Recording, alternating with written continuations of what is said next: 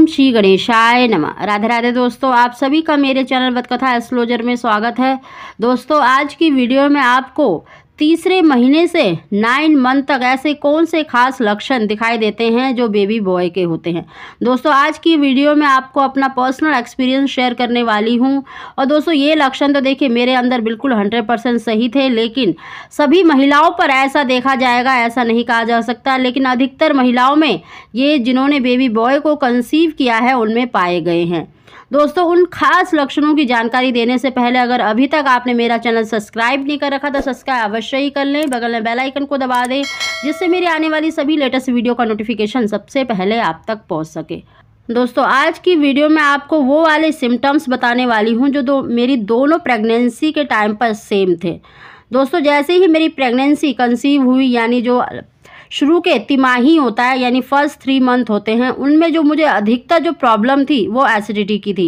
यानी जो भी मैं खाती थी या पीती थी तो मेरे मतलब कलेजे पर यानी सीने में जलन होती थी, जिसे खट्टी डकारे भी कहा जाता है। और ये मेरी दोनों प्रेगनेंसी के टाइम पर देखिए स्टार्टिंग से लेकर यानी डिलीवरी तक मुझे ये प्रॉब्लम रही है। यानी एसिडिटी की मुझे बहुत ज़्यादा दिक्कत होती थी और मतलब मेरी सांस बहुत ज़्यादा फूलती थी। मतलब मैं हाँफती थी, जैसे चलना फिरना या फिर ऊपर नीचे करना। जैसे आप फर्स्ट फ्लोर सेकंड फ्लोर पर रहते हैं तो सीढ़ियाँ चढ़ते हैं तो मैं बहुत ज़्यादा हाँफती थी। एक तो देखिए सीने में जलन होना यानी कलेजे पे जलन होना और सांस बहुत ज़्यादा फूलती थी।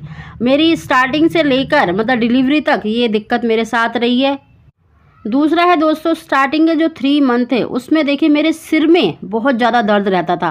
मतलब कई बार तो इतना ज़्यादा सिर दर्द होता था कि मतलब मैं कुछ भी मतलब खा लेती थी, कुछ भी ले लेती थी तो उससे कोई भी मुझे फ़र्क नहीं पड़ता था। मतलब मेरे सिर में बहुत ज़्यादा दर्द रहता था। अगला लक्षण है दोस्तों जो दोनों प्रेगनेंसी के टाइम पर मेरे में सेम थी, वो थी नाभि लाइन। दोस्तों मेरी जो नाभि लाइन थी वो बिल्कुल सीधी थी और मतलब हल्की थी लेकिन बिल्कुल सीधी थी। और मेरी मतलब जो सास थी उन्होंने देखकर ही बता दिया था कि तुझे अभी भी लड़का होगा।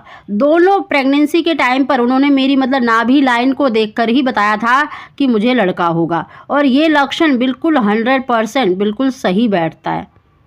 अगला लक्षण है दोस्तों प्रेगनेंसी के टाइम पर मेरे दोनों मतलब हाथ पैर दोनों प्रेगनेंसी के टाइम पर ज़्यादातर ठंडे रहते थे। और मेरी नंद भी ये कहती थी कि भाभी आपके हाथ पैर इतने ठंडे क्यों होते हैं। तो ये लक्षण बिल्कुल सही है दोस्तों कि अगर आपने बेबी बॉय को कंसीव किया है तो आपके हाथ पैर मोस्टली ठंडे रहते हैं। अगला लक्षण है दोस्तों मेरी दोनों प्रेगनेंसी के टाइम पर जो मेरा पेट था, जो टम्मी थी, वो बहुत ज़्यादा दिखती थी, बहुत ज़्यादा मतलब बाहर की तरफ थी। और मेरा वेट भी काफ़ी ज़्यादा था और सारा जो वेट था मेरे टम्मी एरिया में ही था। मतलब जैसे मोस्टली जो बेबी गर्ल होती है तो उनका पेट इतना ज़्यादा नहीं दिखता और उनका पेट जो होता है वो गोलाकार होता है, ऊपर की तरफ उठा हुआ, और मेरा पेट हमेशा मतलब नीचे की तरफ झुका हुआ रहता था। दोस्तों आप पेट देखकर भी मतलब अंदाज़ा लगा सकते हैं कि आपने बेबी बॉय को कंसीव किया है या बेबी गर्ल को। और इस लक्षण को आप 7 मंथ के बाद देखें तो आपको अच्छे से समझ आएगा कि आपने बेबी गर्ल कंसीव करी है या बेबी बॉय। अगला लक्षण है दोस्तों अगर आपका बहुत अधिक मतलब वाइट डिस्चार्ज होता है तो यह लक्षण भी बेबी बॉय होने का माना जाता है। दोस्तों अगर आपके 9 मंथ प्रेगनेंसी है, अगर आपको बहुत अधिक वाइट डिस्चार्ज होता है, वाइट डिस्चार्ज के साथ या हल्के फुल्के अगर ब्लडिंग होती है तो यह लक्षण भी बेबी बॉय होने का माना जाता है। अगला लक्षण है दोस्तों अगर आपके इंटरनल पार्ट पर बहुत ज़्यादा जैसे दर्द होता है या खिंचाव महसूस होता है या खारिश होती है तो यह लक्षण भी बेबी बॉय होने का माना जाता है। दोस्तों अगर आपको 9 मंथ में सबसे ज़्यादा जैसे रीढ़ की हड्डी में दर्द होता है या नाभि के नीचे आपको ज़्यादातर दर्द होता है तो यह लक्षण देखिए 90% मतलब बेबी बॉय होने का माना जाता है। दोस्तों ये दर्द आपको डिलीवरी तक रहता है तो आप 99% अंदाज़ा लगा सकते हैं कि आपने बेबी बॉय को ही कंसीव करा है।